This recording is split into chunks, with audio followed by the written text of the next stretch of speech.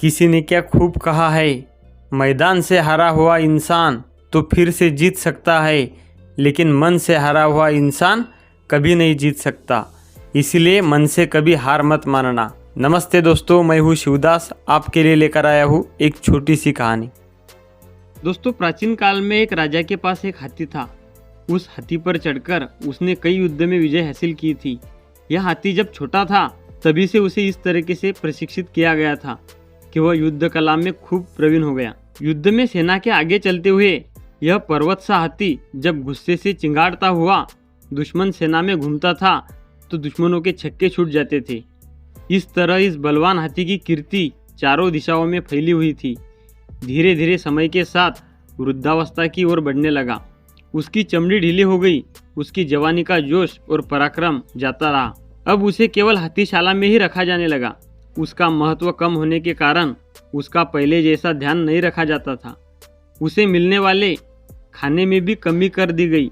कई बार तो बुढ़े सेवक के ध्यान चूक जाने से उसे भूखा प्यासा रहना पड़ता था।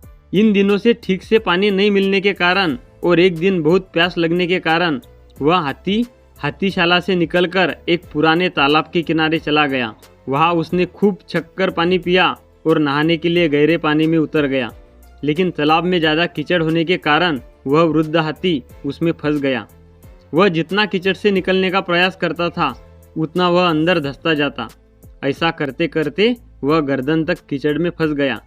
वहां आसपास के लोगों ने उस हाथी को पहचान कर उसका समाचार राजा तक पहुंचाया। राजा ने तुरंत ही उसे निकालने का आदेश दे दिया, लेकिन बहुत प्रयासों के बाद भी वह हाथी को नहीं निकलवा पाए। सभी उसे मौत के मुंह में जाते हुए देखने को विवश थे। तभी एक मंत्री ने राजा को एक युक्ति सुझाई।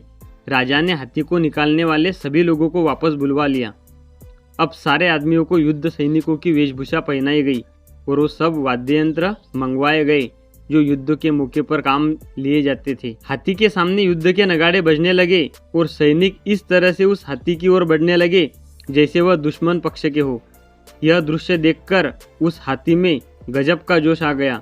उसने जोर से चिंगाड़ लगाई और दुश्मन पर हमला करने के लिए अपनी पूरी ताकत का इस्तेमाल करते हुए कीचड़ को रोनते हुए तालाब के किनारे पहुंच गया और दुश्मनों पर हमला करने के लिए दौड़ने लगा। आखिरकार उसे नियंत्रित कर लिया गया। इस तरह वह हाथी अपने मनोबल के कारण अपनी जान बचा पाया। दोस्तों, इस छोटी सी कहानी से जिंदगी में हमें एक बहुत बड़ी सीख मिलती है कि जिसका मनोबल जाग जाए तो वह कमजोर और असहाय होते हुए भी असंभव से दिखने वाले कार्य कर दिखाते हैं। मनुष्य की सारी सफलताएं उसके मनोबल पर निर्भर करती है। अपने प्रचंड मनोबल के दम पर वह हर लक्ष्य को प्राप्त कर सकता है।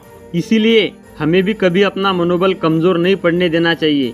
हो सकता है कुछ असफलताएं मिले, लेकिन हमें दुगने उत्साह के साथ वापस उठ खड़ा होना है और फिर से भरपूर प्रयास करना है। दोस्तों, कामयाबी झक मार के आपके पीछे आएगी। दोस्तों, याद रखिए, आप यदि कुछ अच्छा सुन रहे हैं तो वह श्री मोटिवेशन।